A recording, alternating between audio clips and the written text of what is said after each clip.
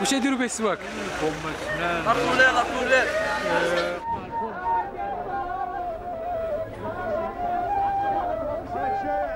J'ai quitté l'Algérie il y a une trentaine d'années.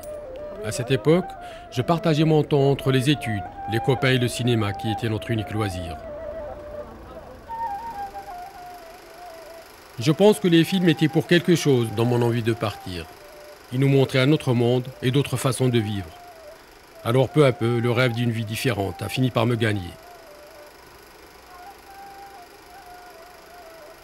Mes dernières vacances en Algérie remontent à l'été 92.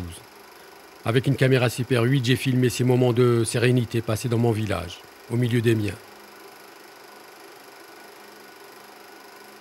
De ces vacances, je garde un souvenir ineffaçable. Je me souviens de ce dernier jour.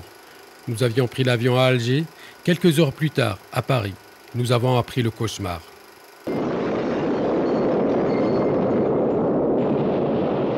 Cet attentat allait mettre un terme à mes retours en Algérie. Pendant 10 ans, je n'ai plus revu ma famille.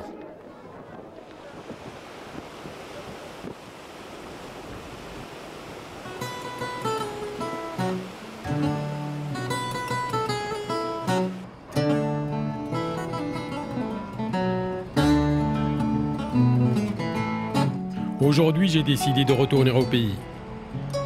Je reviens avec ma caméra et le désir d'interroger les images de mon passé pour essayer de comprendre quelque chose à ce présent qui m'échappe.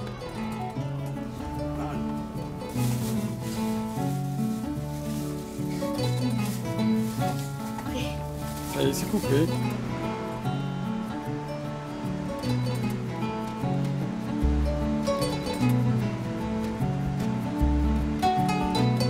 Aussi loin que mes souvenirs remontent, l'Algérie m'a toujours été racontée par le cinéma.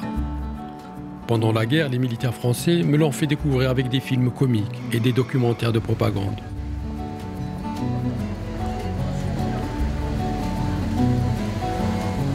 Puis, une image chasse l'autre. En 1962, l'Algérie devenait indépendante. Nous découvrions alors un autre cinéma. Les acteurs étaient arabes et parlaient comme nous. Il fallait bien ça pour modifier 130 ans de représentation coloniale. واخر مره اللي رحت للسينما يعني للسينما دون اون سال يعني انا ما ندخلش للسينما بزاف ما ندخلش نشوف هكايا في الدار بالك بصح لي سينما ما ندخلش للسينما تشوف التلفازه يعني نشوف التلفازه في واش نهي بروماركي تاني شغل لي زالجيريان كاع دايرين نيميريك كاع دايرين بارابوليك ما يشوفوش التلفزيون الجزائري كاع يشوفوا يبغوا يشوفوا تاع الأوروب بزاف. اخر فيلم اللي شفته في السينما ها كيفاش؟ واحد يهضر في خاطر فيلم اخر فيلم واشنو اخر فيلم اللي شفته في السينما؟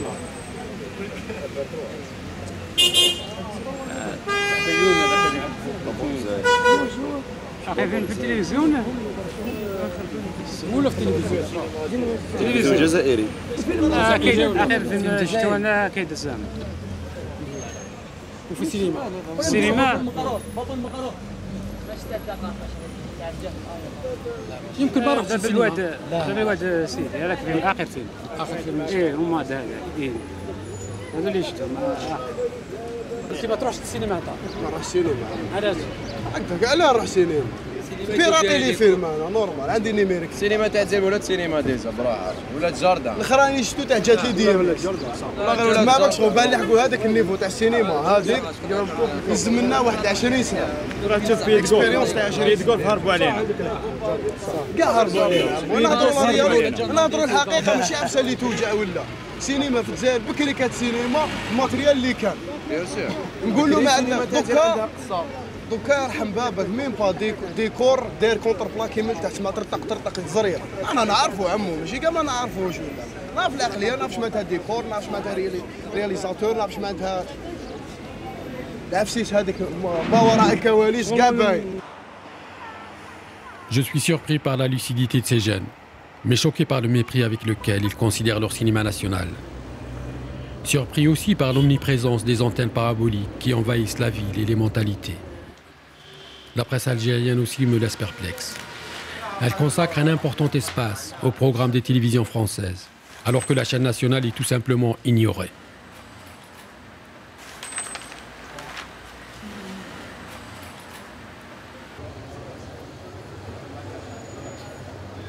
Malgré l'insécurité de ces dernières années, malgré le déferlement des images sur le pays, la Cinémathèque d'Alger persiste et résiste.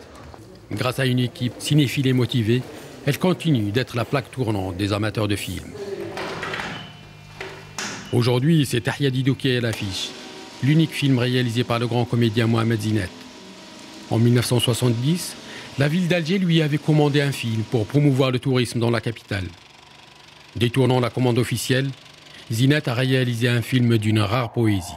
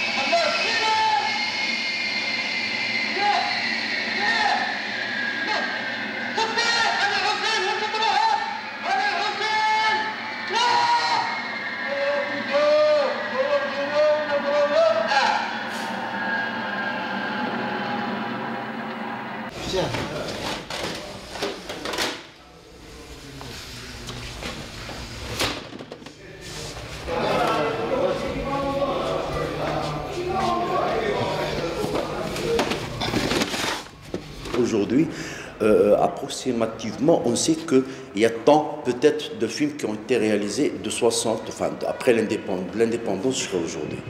Ça comme ça, on le sait. On prend n'importe quel cinéaste, quel peut-être responsable d'une, comment on l'appelle, d'une structure. Bon, on sait comme ça à peu près.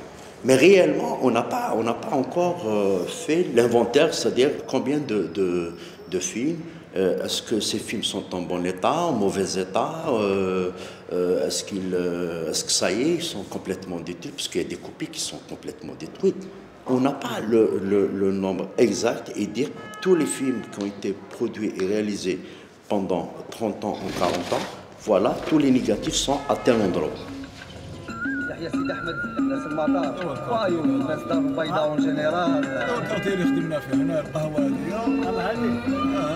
On ne peut parler du cinéma algérien sans faire un détour par la Madrague.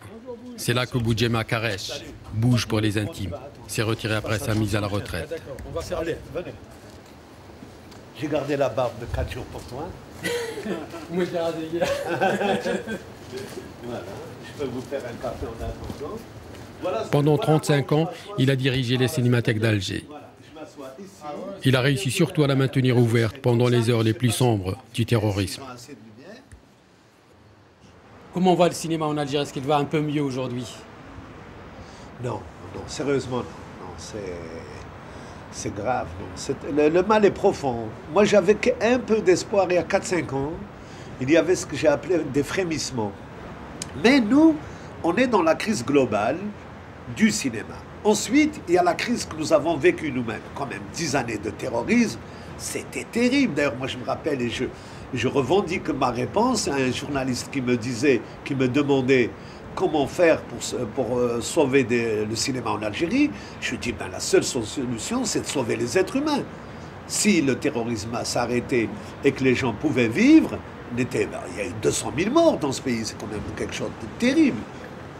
Donc ces deux crises ont amené le cinéma algérien dans un bas-fond, comme aurait dit Renoir, dans un fond des bas-fonds.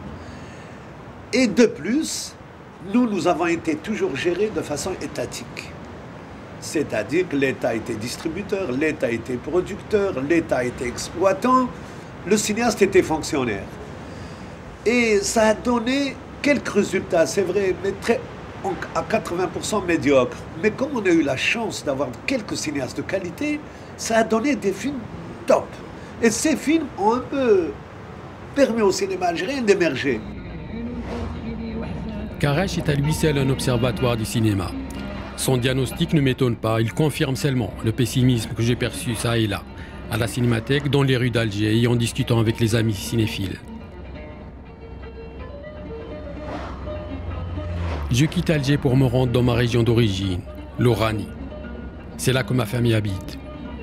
J'aurai pour une journée de voiture. Il n'y a pas si longtemps, entreprendre un tel voyage aurait été suicidaire. Des groupuscules terroristes multipliaient les faux barrages et les massacres. Mais aujourd'hui, alhamdoulilah, le calme est revenu et on peut voyager dans une relative sérénité.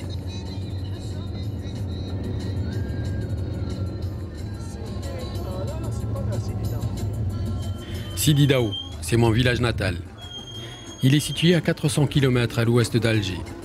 C'est un ancien camp de regroupement créé pendant la guerre. C'est là que j'ai grandi. C'est aussi là que, grâce ou à cause de la guerre, j'ai découvert le cinéma et l'école.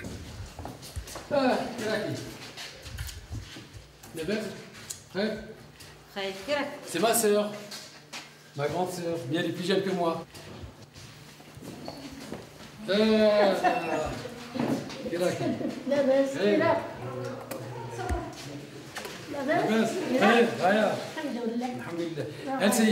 c'est ma mère. Et quand elle était jeune, elle était la femme la plus belle du monde. Et elle l'est toujours d'ailleurs pour moi. كراكي لاباس لاباس الحمد لله خير الحمد لله صحة لاباس شوية الحمد لله.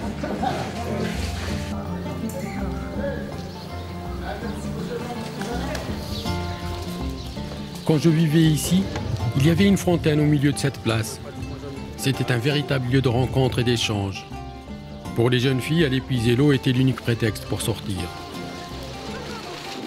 La fontaine a été rasée et les traditionnelles petites maisons basses avec leurs toits rouges ont été remplacées par ces cubes en parpaing qui donnent au village cette image de chantier inachevé. خاطر برا ملي كان الشعب مفركت وكل كان الشعب مفركت يقدر مثلا انت توكل اللي ما توكلش توكل الاخر مفركتين والثوره الارمي ما يقدرش يحكم نقولوا كاع الغاشي كاع يعسهم. اما لا يهمهم دارهم في رحبه وداروا لهم السلك داروا لهم السلك البارير هنايا داروا كلش وداروا العسه عليهم تخرج بالتسريح وتخرج بالتسريح. داروا لنا خيام هنا داروا لنا السلك ايوا قعدوا كوماسو هذا الديار هذا تاع الحركه هذا كوماسو بهم ايوا قاعد يقسموا علينا ليلو ونبنوا حنا كنا دايرين واحد البراكه هنا عليها اللي كل كان هنا في هذه البلاصه اللي كل تاع قواطين داروا لنا العسكر اللي كل تاع القواطين دخلوا الباص قاعدوا يقروا جابوا لنا فرملي هنايا ايوا قاعد الفيلاج يكبر قاعد يجيبوا لنا الجمسيات العسكر المحابيس حابيس يحولوا الحجره هنا وقعدت الناس يبنوا. هذه هي القصه تاعنا. L'opium et le bâton. Ce film réalisé en 1969 par Ahmed Rachdi raconte l'histoire d'un village perdu dans les montagnes du Kabyle. La première fois que je l'ai vu, je n'ai pu m'empêcher de faire le parallèle avec mon village, qui lui aussi a été sous la surveillance et la menace des soldats.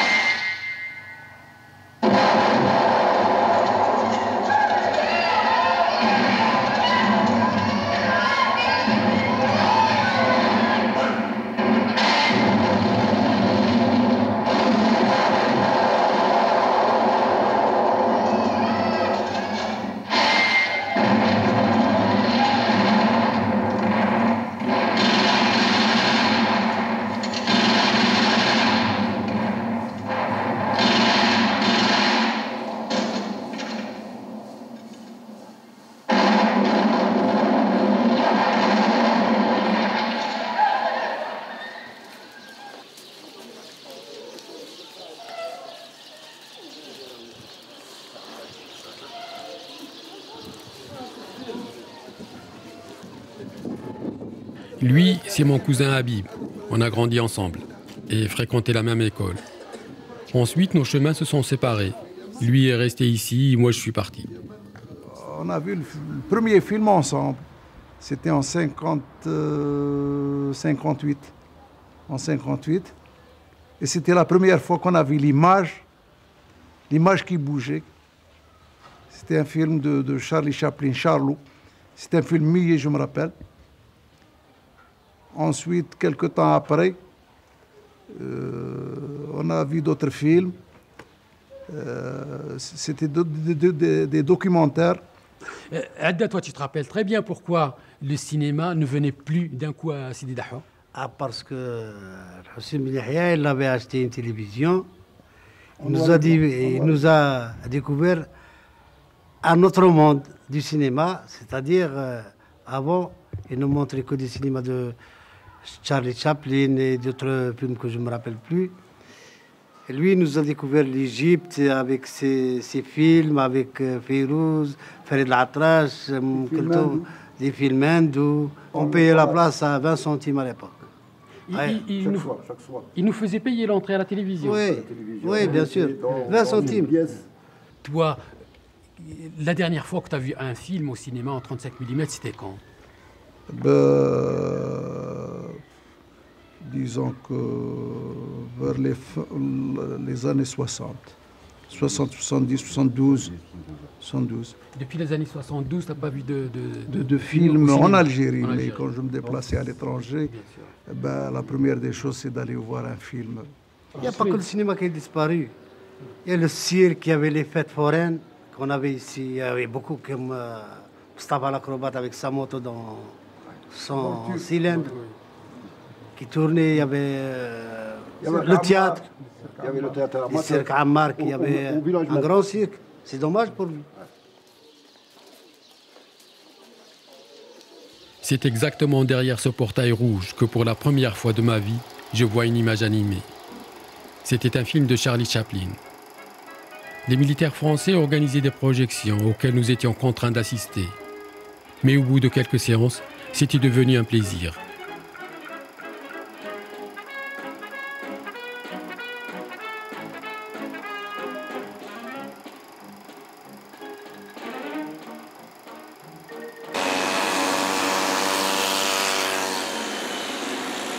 J'avais 15 ans lorsque je suis venu à Sidi Bel Abbès pour continuer ma scolarité.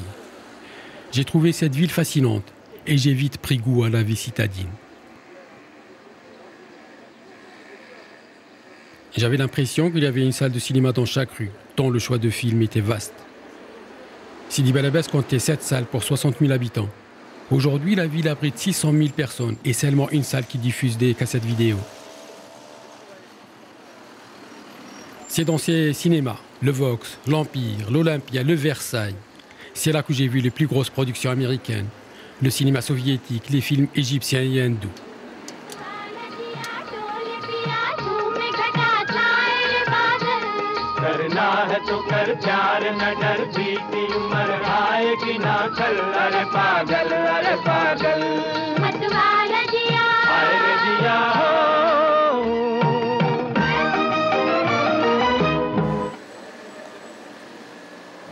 Ce chantier, c'est un projet initialement de rénovation de la cinémathèque de Sidi Bel Abbès.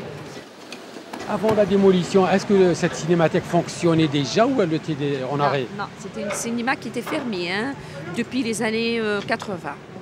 Les années 80 à 84, elle était fermée, carrément abandonnée dans l'abandon. Aujourd'hui, à Sidi Bel Abbès, si je veux voir un film en 35 mm, c'est dans quel cinéma? C'est impossible.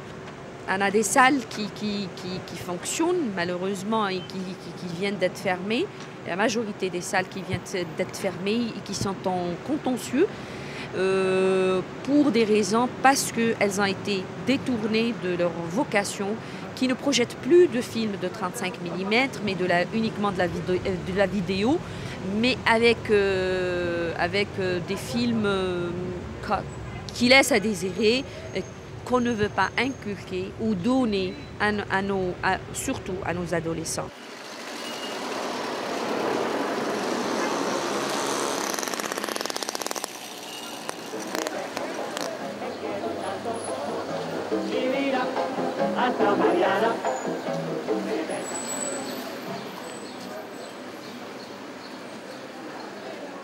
Comment se porte le cinéma في العباس اليوم؟ هي عيانة شوية. عيانة بالقوة. Parce que dans le temps, on travaille avec le 35 mm. Par rapport au 35 ou au CD ou la cassette, c'est différent. L'image, le son. À 35 mm, c'est un autre. Allez. Et pourquoi vous n'utilisez plus le 35 mm? La disponibilité. Où la disponibilité? Il n'y en a pas. Les films. Donc, tu sais, on a الشعب تاعنا يبغي des films récents. حاجة جديدة. Voilà.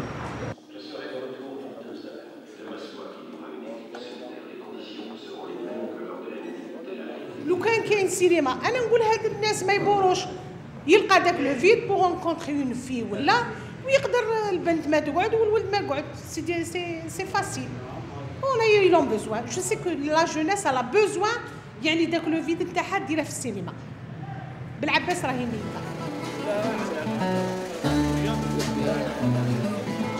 شرب يا عندك صير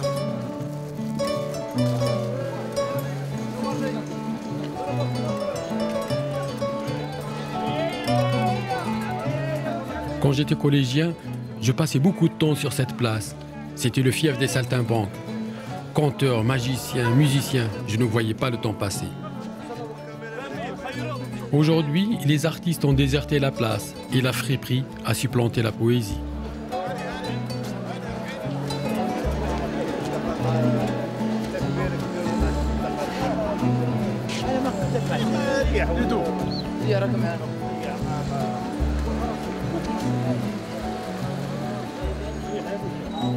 Les Algériens ont beaucoup souffert de cette tragique décennie. Partout, des images me le rappellent. L'Algérie d'aujourd'hui ne ressemble pas à celle que je connaissais. Le pays de ma jeunesse était beau et joyeux. Celui-ci est abîmé et triste.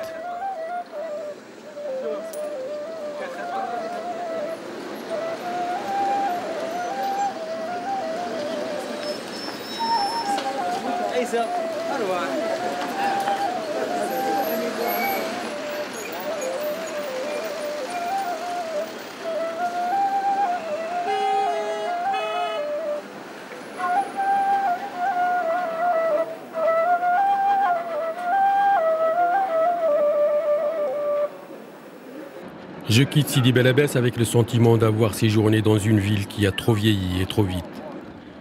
Je retourne à Alger pour rencontrer ceux qui ont fait le cinéma algérien, celui que j'ai découvert à l'adolescence. Ce cinéma qui a participé au réveil identitaire de tout un peuple. Peu à peu, j'ai appris à aimer ces films qui me ressemblent. Les Laskri, Zinette, Alouache, Lakhdar Amina, Chouir, Bouhamari et bien d'autres cinéastes sont devenus mes stars. Depuis l'abandon du cinéma par l'État dans les années 90, les cinéastes et les techniciens se sont organisés en associations qu'ils ont appelées Lumière, une sorte de maison du peuple, du cinéma. Là, j'en passe maintenant, voilà, de Jean-Pierre Bieto, Sidali Mazi, Chouir, Fares, Brahim Chaki, tout ce beau monde quand même qui a laissé de très très belles choses.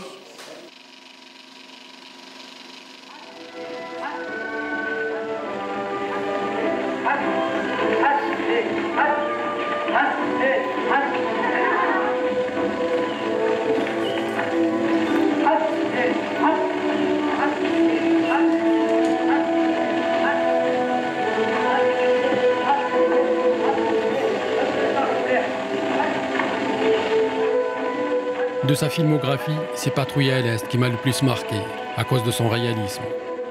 Et puis, il y a ce cri de ralliement que l'un des acteurs poussait pour annoncer l'imminence de l'attaque. Je me rappelle, dans mon village, tous les enfants ont imité ce cri en jouant à la guerre.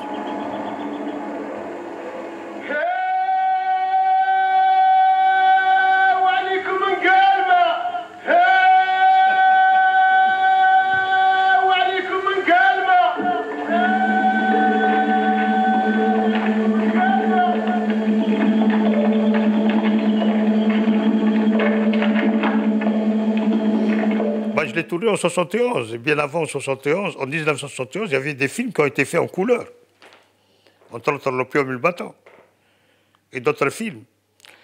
Et je préparais à l'époque Patrouille à l'Est, et avec mon collègue et ami et frère, Lalem, il préparait Zone Interdite. Et le directeur général de l'époque, pour ne pas citer son nom, il nous a dit, bon, les sujets étaient acceptés, tout ça, etc. Vous allez faire vos films, mais pas question de couleur. Alors que la couleur était en vogue à l'époque. La plupart des cinéastes, ici et ailleurs, faisaient leurs films en couleur. C'était à prendre ou à laisser. Ou tu fais ton film en noir et blanc, ou tu ne le fais pas. Et j'ai accepté de faire Patrouille à l'Est en noir et blanc. Finalement, c'est devenu un document. D'ailleurs, pour l'histoire, aujourd'hui, quand ils le voient, ils croient que c'est un documentaire et non pas un film de fiction. Et donc ça faisait un peu cinéma vérité. Le film a gagné beaucoup en appartenance historique. Il est devenu un documentaire, il est devenu un document au niveau du cinéma algérien.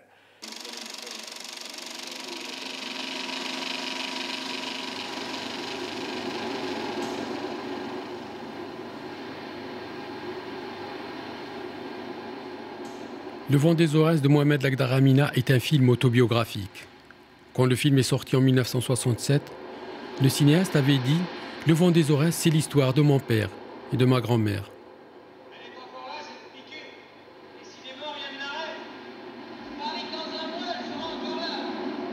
Ce film a beaucoup ému les Algériens. Chaque famille s'est reconnue dans ce récit. Chez nous, il a réveillé des souvenirs douloureux. Mon demi-frère Mehdi et mon oncle Ahmed avaient eux aussi disparu dans ces mêmes conditions, sans laisser de traces.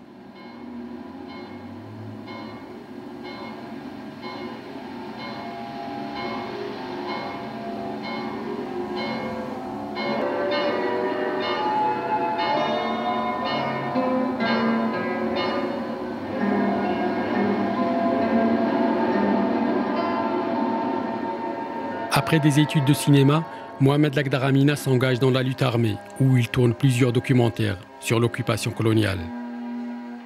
Il est également le premier cinéaste algérien à propulser le 7e art sur la scène internationale, en remportant la Palme d'Or pour son film Chronique des années de Brest. C'était à Cannes en 1975.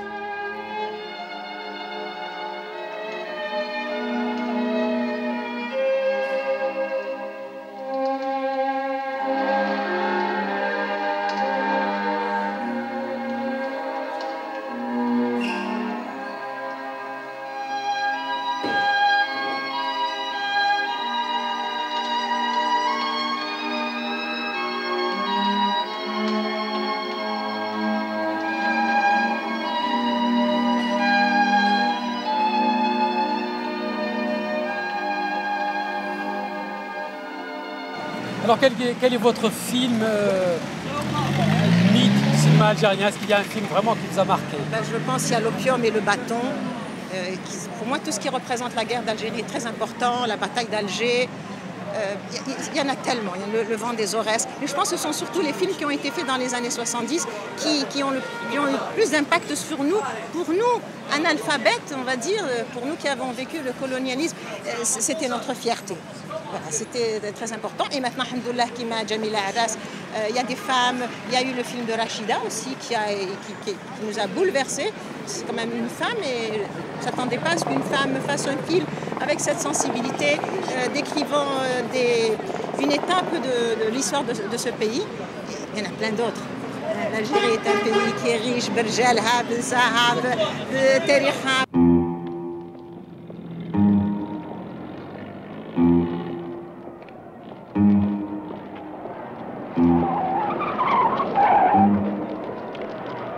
La préfecture d'Alger communique.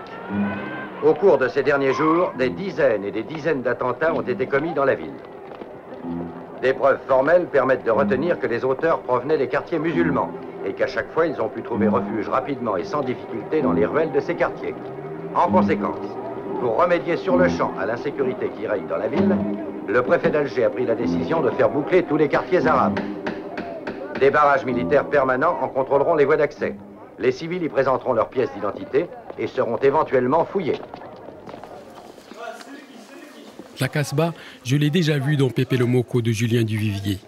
On y voyait un bordel, un flic pas net et Jean Gabin dans le rôle d'un truand. Quand la bataille d'Alger est sortie en 1966, nous avons découvert que cette même Casbah avait résisté à l'une des armées les plus puissantes du monde. Jamais un film algérien n'avait suscité un tel séisme dans l'imaginaire collectif.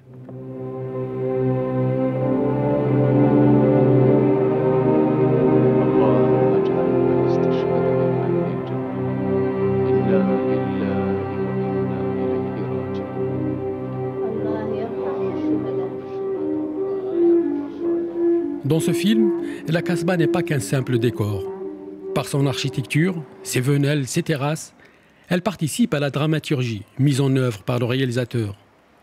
Le point de vue politique du film est une réhabilitation de ce quartier arabe et populaire qui a engendré quelques héros de la révolution algérienne. Comme vous voyez la conception de ces maisons qui sont en terrasse, qui vont donc du haut de la citadelle vers le port, a permis pendant la Révolution à ceux qui combattaient, quand ils étaient recherchés, par exemple quand ils se présentaient dans cette maison où nous sommes, pouvaient, en sautant à une autre maison et une autre maison, ils se trouvaient 4-5 rues plus loin. Ce qui faisait qu'il y avait des difficultés terribles pour les militaires français de les suivre. Est-ce qu'ici on voit l'endroit où a eu lieu la bataille d'Alger? Tout ce que vous voyez, toute la Casbah, c'est l'arène de la bataille d'Alger. Et là où a été arrêté Ali Lapointe, tué Ali Lapointe? Ali Lapointe, si vous prenez, pour vous dire à peu près où ça se trouve, vous avez cette mosquée que vous avez au fond là, vous descendez un peu plus, disons à vol d'oiseau, à peu près 200 mètres, et vous avez la maison où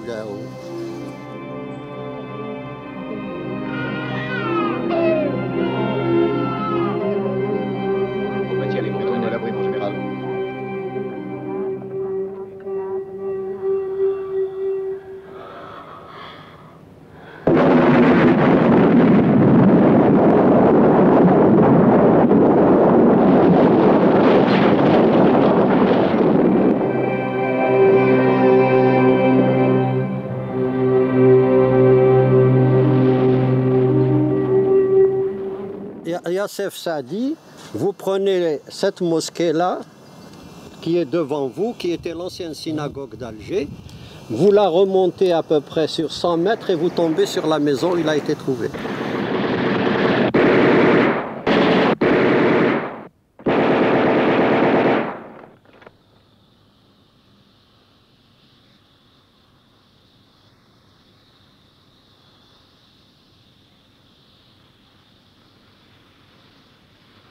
تضحية كيما هذه ما تفيد حد. لا خلوا الآخرين يسلكوا. Mathieu, si vous me donnez votre parole d'honneur que vous ne toucherez à aucun des hommes ou des femmes de la maison, on descend. Pendant la guerre, Youssef Saadi était le responsable politique et militaire du Grand Alger. Il fut arrêté puis condamné à mort pour terrorisme. À l'indépendance, il crée sa société de production, Casbah Film, pour porter à l'écran sa propre expérience de combattant. Pour réaliser ce rêve, il se rend d'abord en France, mais là, les blessures de la guerre sont encore ouvertes. Finalement, c'est en Italie qu'il rencontre le tandem dont il avait besoin. Le réalisateur Gillo Pontecorvo et le scénariste Franco Solinas. À sa sortie en 1966, le film est interdit en France. Ce n'est que 40 ans plus tard, en 2004, que la bataille d'Alger est diffusée à la télévision française. Il fallait faire revivre ce qui s'est passé d'une façon très réelle, à telle enseigne que maintenant les gens, quand ils vont voir le film, ils pensent qu'on a utilisé des documents qu'on a injectés dans le film, etc. Alors qu'il n'y a même pas un demi-centimètre de pellicule étrangère au film. La guerre venait de se terminer en 1962 et on a commencé le tournage en juillet 1965. La plaie était encore saignante. Les gens, on n'avait pas besoin de grands acteurs parce qu'eux-mêmes étaient des acteurs. Par exemple, en prenant le cas du condamné à mort qu'on amène à la guillotine, Badji, il s'appelle Badji, c'était un vrai condamné à mort Donc, il a joué exactement Donc, à l'époque, c'était frais déjà. Les gens, c'était les mêmes qui ont, la plupart, fait la guerre et qui faisaient le film par la suite, quoi. Mais l'anecdote qui m'a fait rire à l'époque, c'est lorsqu'on a fait jouer les parachutistes, et on les voyait sauter de terrasse en terrasse, etc. La population avait un peu peur. Ils se sont dit, tiens, ils sont revenus ou quoi? Ceux qui n'étaient pas au courant d'eux. Ce matin, pour la première fois, sont apparus leurs drapeaux. Vert et blanc avec le croissant et l'étoile. Des milliers de drapeaux. Ils ont dû les préparer pendant la nuit. Il est difficile de les appeler des drapeaux. Ce sont des lambeaux de drap, des chemises déchirées, des chiffons. Mais ce sont tout de même des drapeaux.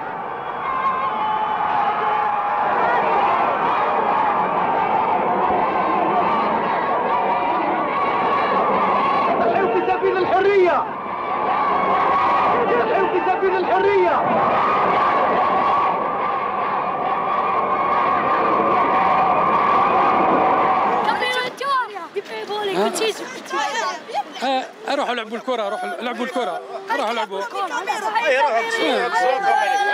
هيا ديروا الماتش، هيا روحوا ديروا الماتش.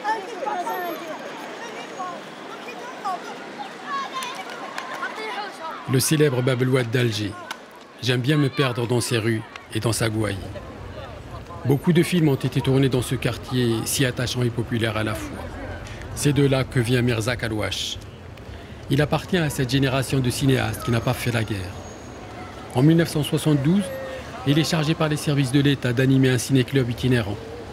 Il parcourt le pays pour projeter des films patriotiques dans les campagnes.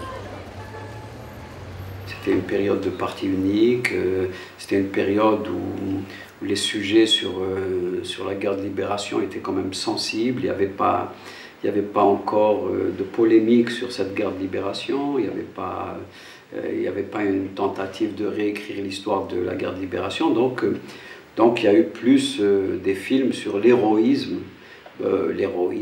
Bon, donc si on reprend tous ces films, on verra que c'est très, très manichéen, que c'est toujours travaillé, filmé sur un espèce de modèle hollywoodien. Et donc moi, c'était pas ça qui m'intéressait. Donc j'étais de la génération d'une Algérie qui était devenue un pays indépendant, avec des problèmes multiples, et ces problèmes, je les voyais tout de suite en sortant de chez moi, quoi, dans ma rue.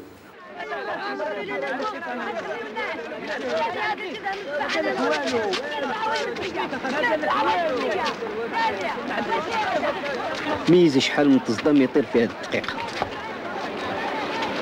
كنزيد نبحر ريف العرق في هذاك الزميك. En 1976, il tourne son premier long métrage, Omar Gatlatou. Ce film allait marquer une rupture dans le cinéma national. C'était la première fois qu'un film algérien nous faisait rire de nous-mêmes. Et ça, c'était une révolution. شادكيا راهم يخدموا ما ندخلش روحي خير خاطر عايش في مجموعة السلوافي يرموا التصدام بين رجلين وعايشين نجوز ليلة في الندى بينا تعمرونا سيد الهمادة إذا رحنا وحدة من الرحمن ما تقعدش تسكينا يقول لها جلاش يقول لها بولادها وثقيلة عندي الخمرة اللي يجي من باب الواد فوق ساعة الشاب كي يروح المكة الرجال من عراهم القولي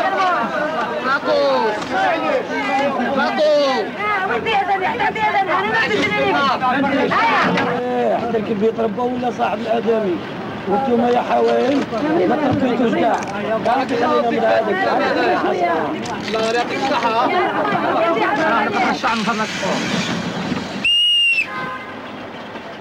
واش نادركوا علينا هدية تباتوا يكبروا نتوما تاكلوا في اللوبيا وتشوفوا لنا الحلال هنا لا عندك الحلال كاين عندك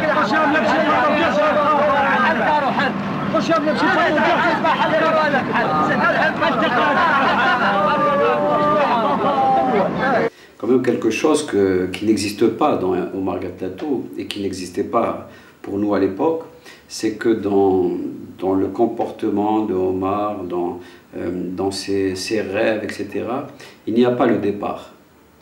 Il n'y a pas le départ, c'est-à-dire que c'est un jeune qui, avec ses copains, vivent la malvie, mais dans leur réflexion, à aucun moment, il n'y a le problème du départ, de fuir, de quitter le pays.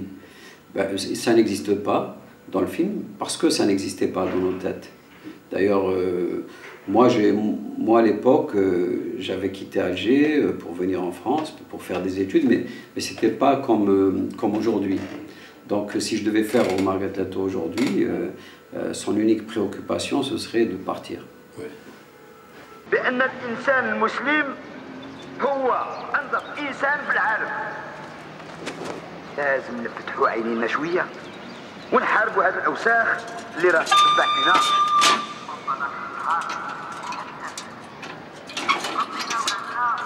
Avec ce film, dès 1993, Al-Wash a perçu les prémices de l'intégrisme religieux à l'œuvre dans la société algérienne. Puis un peu plus tard, un cinéma militant est né dans la tourmente terroriste. Hafsa Koudil appartient à cette nouvelle génération de cinéastes engagés.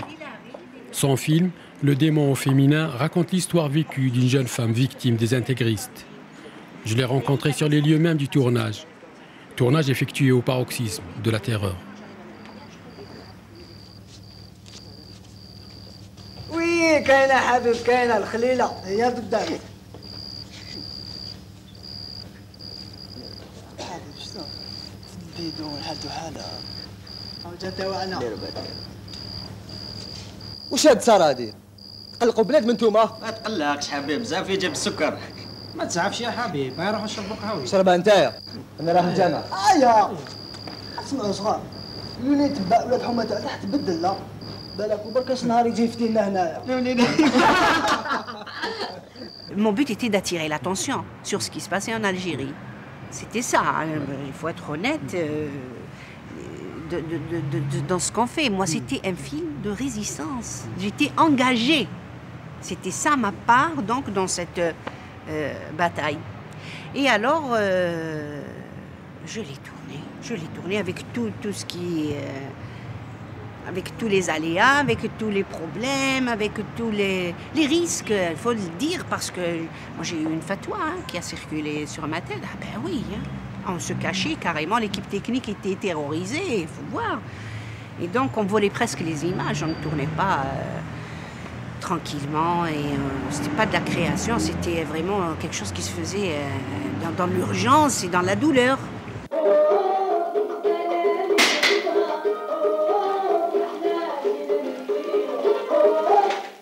شنو هذا؟ هذه دار ولا قهوة؟ أيوة، واش كاين؟ ممنوع نسمعوا موسيقى؟ ممنوع، حرام. حرام، هادي جديدة. اسمع، من وجاي مانيش حاب نزيد نسمع الموسيقى في هذه الدار، هذه دار ماشي بار. هكذا؟ صح.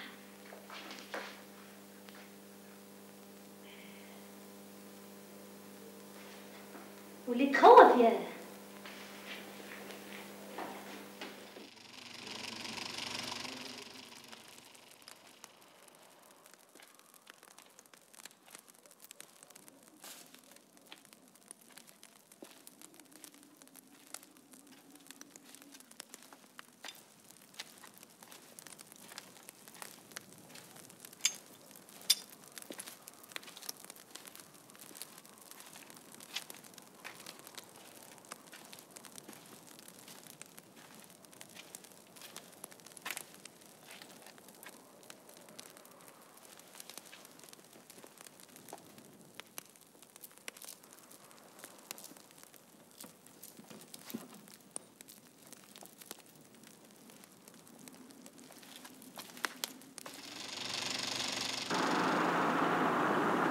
كاين غاشي ليها راك تشوف وقيلا اكسيدون ضربه كبيره. لا لا مش اكسيدون باش طلع بوليس. ماشي لا بوليس وينه شكون؟ وجداني الخرج وجداني.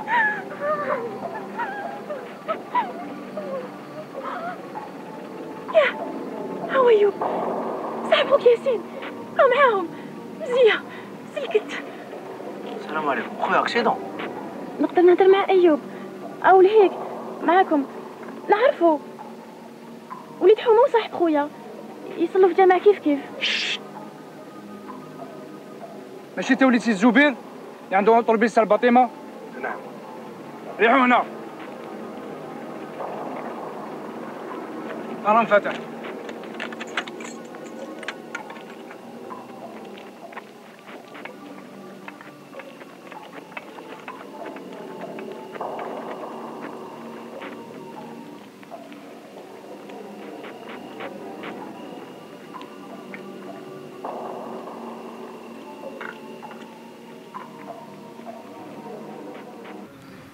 Après mon départ d'Algérie, je m'occupais d'un ciné-club dans l'est de la France.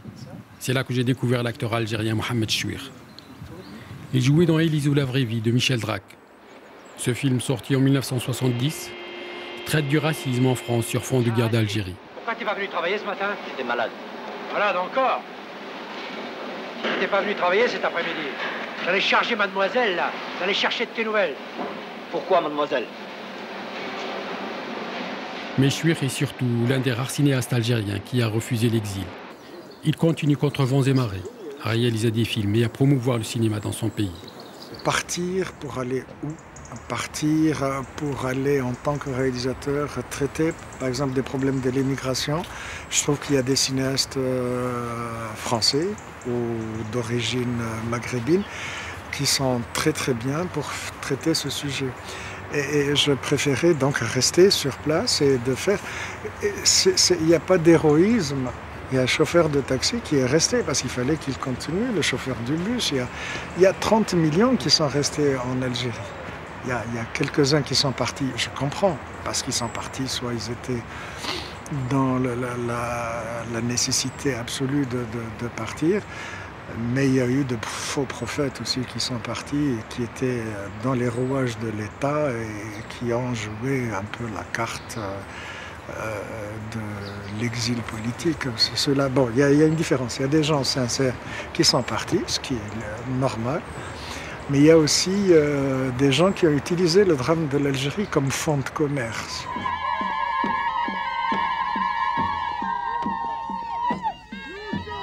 Dans ses films, Mohamed Chouir interroge inlassablement les légendes pour éclairer le présent. Youssef est une adaptation du 7e Dormant. Dans ce film, le cinéaste fait appel à la figure du fou pour critiquer certaines dérives du système politique. Je trouve que l'analogie entre le sort de Youssef dans le film et la fin tragique de Mohamed Boudiaf est d'une troublante prémonition. Boudiaf a été désigné président du Haut Comité d'État en 92. 6 mois plus tard, il fut assassiné.